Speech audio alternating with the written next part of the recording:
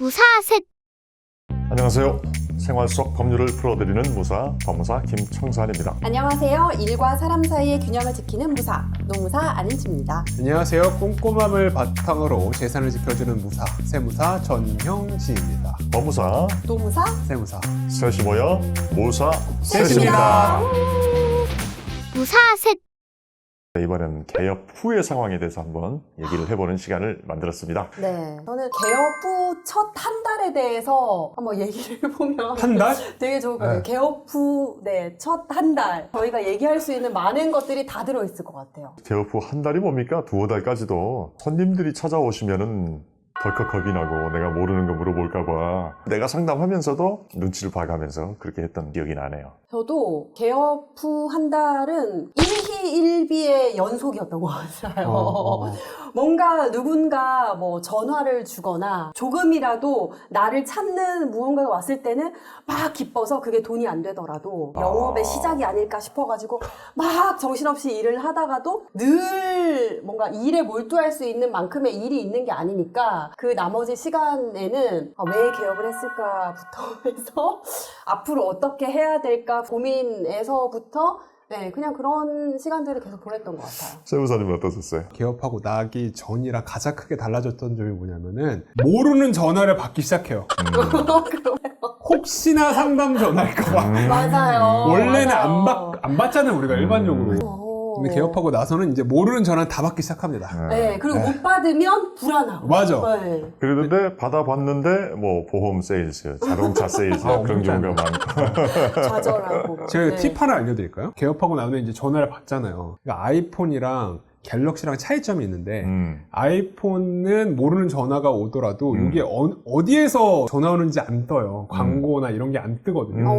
뭐 이렇게 설정을 해놔도요? 안 떠요, 아이폰은. 오. 근데 갤럭시는 모르는 전화가 오게 되어지면은 이게 광고 전화인지 보험사 전화인지 맞아요. 떠요. 네. 그래서 사업을 초반에서 하시는 분들은 그 전화를 좀 가려받으실 필요성이 있으니까 갤럭시가 좀 좋으신 것 같아요. 네, 저희는 갤럭시 폰을 많이 쓰거든요. 왜냐하면 통화 그게 녹취가 중요해요. 되냐 안 되냐 맞아, 때문에 맞아. 저는 통화 녹취를 진짜 많이 활용하거든요. 네, 통화 녹취 때문에 사실 아이폰으로 못 바꿔요. 여튼 이제 개업을 할 때는 갤럭시로 폰을 바꿔야 된다 그걸 말씀을. 거의 필수적으로 인식하시는 분들이 많을 것 같아요. 이거 되게 중요해요, 생각보다. 개업하고 나서부터 실질적인 이익이 어느 정도의 기간 이후부터 나기 시작했냐 이 질문을 사실은 개업을 준비하시는 분들이 제일 많이 하시거든요. 네. 상당 기간 동안 사실은 내가 일하는 그 인건비를 못 받는 셈으로 계속 일을 하게 되잖아요. 그렇게 어려운 시기가 좀 많이 있었었고 정말 특별한 거래처가 확보가 돼 있는 게 아니라고 하면 그랬던 것 같아요.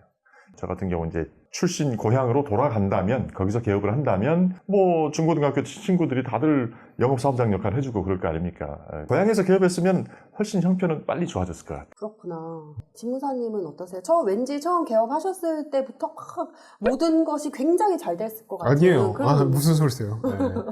전 바로 손실이었어요. 수익이 나올 때가 따로 없으니까 돌이켜보면 그때 당시에 세무사분들이 양도소득세를 안 하셨거든요. 저는 어쩔 수 없이 돈을 벌어야 되기 때문에 양도소득세를 그때 좀 많이 했었던 것 같아요.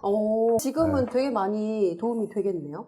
그쵸. 그때 막 공부 열심히 또 할 시간적인 여유도 많이 맞아요. 확보했었으니까. 근로모션을 대책하신 셈이네. 대부분 좀 위험성이 많았기 때문에 양도소득세를 그때 당시에는 안 했었어요. 복잡해서 너무 복잡해. 판단할 것들이 너무나 많기 때문에 그다음에 만약에 저희가 잘못 계산하면 가산세 나오죠. 그거에 대한 위험성이 너무 높아서 또는 뭐 공제를 했어야 되는데 안 해준 것들에 대한 항의를 나중에 받는 경우도 그렇죠. 있고. 기간도 뭐 판단해야 되고 뭐 이런 것들도 판단해야 돼서 안 했었는데 저는 어쩔 수 없이 이제 그쪽 분야를 좀 했었었죠. 잘하셨네요. 그러니까 지금 또 이렇게 성장해 있는 거겠죠. 근데 사실 노무사 같은 경우에는 조금은 유리하게 특수한 그런 게 있는 것 같아요. 왜냐하면 저희는 사실은 뭐 개업이 쉬워서 그런 것도 있지만 고용노동부에서 사실 매년 이제 어떤 사업이라든지 이런 것들을 운영을 해야 돼, 진행을 해야 되잖아요. 근데 그런 것들을 이제 위탁을 맡겨요. 아하. 노무사 회의에 위탁을 맡기고 타설 기관들 몇 군데 엄선을 해가지고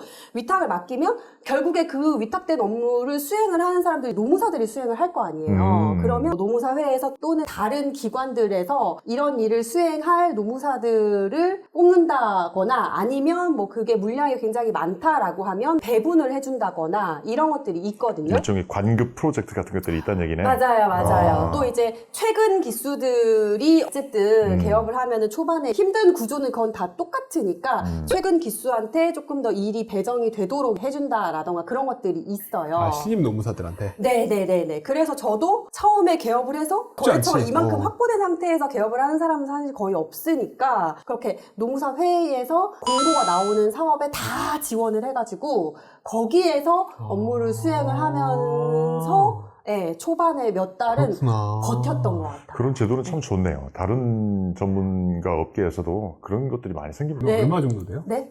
한달 얼마? 집요해. 아, 돈이 얼마가 되냐고요? 그거는 사실은 내가 얼마나 적극적으로 참여를 하고 얼마나 이제 뭐 하느냐에 따라서 다르지만 그래도 평균적으로? 그래도 어느 정도 내 입에 풀칠을 할 수 있는 초반에 몇 달 정도는 예, 그 정도는 했던 것 같아요. 진짜 열심히 했었거든요. 저는. 좋네. 네네네네.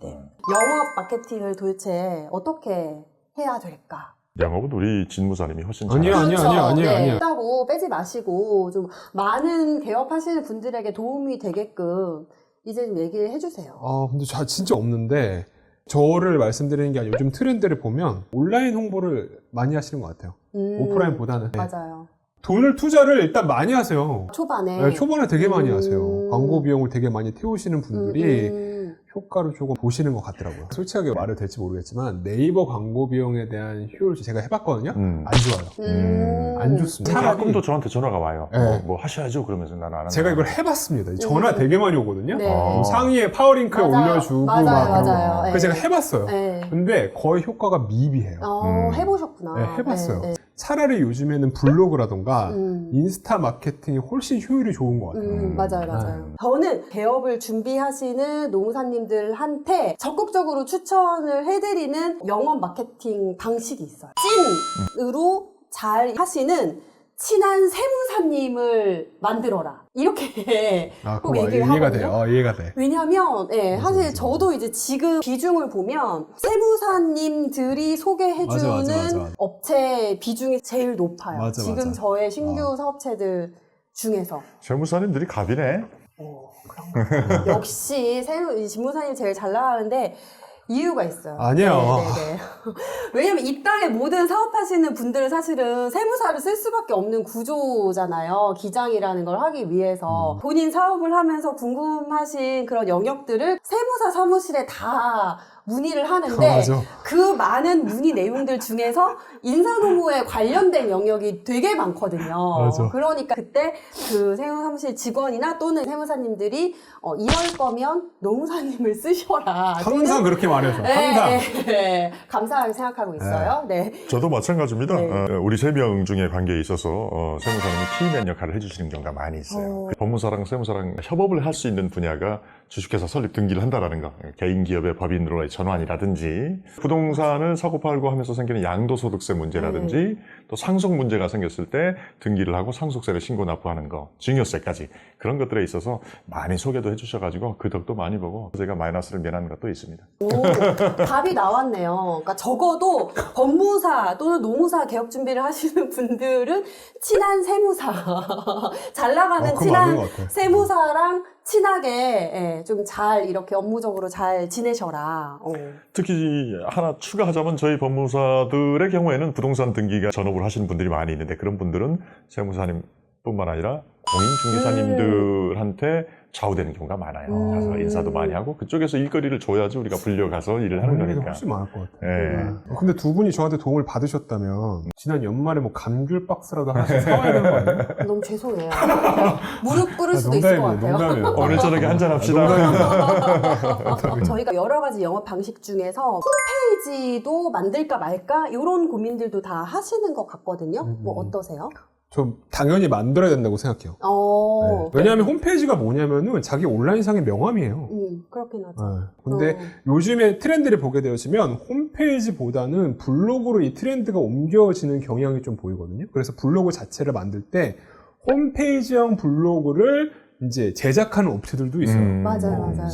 뭐, 근데 저는 저 블로그나 홈페이지를 만드는 것도 좋지만 관리를 잘 해야 되는데 잘 못하는 경우가 많이 있고 또 그런 걸 대행해주는 업체들이 있더라고요. 네, 맞아요. 근데 그게 보여. 왜냐면 말투가 다 똑같아. 저는 이거를 해봤어요. 다 해봤어요. 저는 웬만하면 다 해봤어요. 실제로 이거 써주는 블로그를 대행해주는 이거 써봤거든요. 이것도 효과가 미미합니다. 법무사님이 정확히 보셨는데 거의 일률적으로 그게 똑같아요. 그 말투가 이게 쓰는 게 똑같아요. 더 똑같기 때문에 차라리 저는 시간이 좀 걸리더라도 자기가 직접 경험한 거라던가 그건 배운 정말 거라던가 좋죠. 네네. 그거를 쓰는 걸 추천드려요. 이 블로그의 광고 효과가 생각보다 높습니다. 저도 몇 년 전에 써놓은 걸 가지고도 일반인이 보고 아 내가 이런 쪽으로 궁금했었는데 이 부분을 좀 짚어주네 라고 생각해서 몇 년 후가 됐는데도 댓글을 다시거나 연락을 주시거나 그런 부분이 가끔 맞아. 있었어요. 맞아요. 그럴 때는 맞아요. 좀 더 열심히 해야 되는데 시간이 없어서 그렇습니다. 저 진짜 약간 블로그를 운영을 하는 거는 찬성. 그리고 홈페이지도 당연히 있어야 된다라고 생각을 해요. 검색을 했을 때 우리 이제 상호가 나오고 거기에 링크로 홈페이지가 있냐 없냐에 따라서도 또 이 분위기가 되게 다르거든요. 근데 홍보나 뭐 글 쓰는 거를 대행해서 이렇게 맡기시더라도 그거를 본인이 알고서 잘 좀 초반에 얘기를 하셔야 될 것 같아요. 보통 사람들이 검색을 할 때 어떤 사람이 뭐 노무사가 필요하다라고 하면 본인이 운영하는 사업 업종의 뭐 전문 노무사 이런 식으로 검색을 많이 한대요. 예를 들어서 뭐 미용실이라고 하면 미용실 전문 노무사 이런 식으로 검색을 많이 한다라고 해서 그 블로그를 대행해 주시는 분들도 그렇게 맞아. 쳐서 검색을 했을 때 상위에 이 블로그가 노출될 수 있도록 뭐 한다 이런 얘기를 들었어요. 그런데 어떤 분 본인 블로그를 업체에 맡기셨대요. 근데 미용실 전문 노무사 하면 그 업체가 나와요. 제조업 전문 노무사 하면 또 그 업체가 나와요. 근데 글은 이제 똑같겠죠. 블로그 상태는 모든 다 업종으로 전문이네? 검색을 해도 다 전문으로 나오니까 그게 더 전문성이 떨어지는 역풍을 맞았다라고 얘기를 해주셔가지고 제가 이제 검색을 해봤는데 너무 웃긴 거예요. 글은 다 똑같은데 검색을 하면 그 똑같은 글이 다 나오니까 내용도 똑같아요? 네, 이런 거는 폐해구나. 내가 이런 구조를 알고 있으면 일을 맡기더라도 얘기를 할 수 있잖아요. 이런 식으로 나오는 거는 안 되게 해주세요. 이렇게 요청할 수 있잖아요. 그래서 이런 것도 맞아, 되게 맞아. 예, 중요한 것 같아요. 모든 메뉴가 다 나오는 식당은 맛이 없는 곳이다라고 하잖아요. 예, 진짜 김밥천국처럼 그런 식으로 하는 건 오히려 검색을 해서 나오더라도 역효과가 되는 그런 또 사례들이 있더라고요. 아 맞아. 그리고 우리의 온라인 홍보 수단 중에 하나가 바로 이 유튜브 아니겠습니까? 맞아. 무사셋 여러분들 많이 시청해 주시고 구독, 좋아요, 알림 설정까지 부탁드립니다. 네. 자 그럼 여기서 인사드리겠습니다. 지금까지 법무사 김창산, 노무사 아는지 세무사 전영진 셋이 모여 무사 셋이었습니다. 무사셋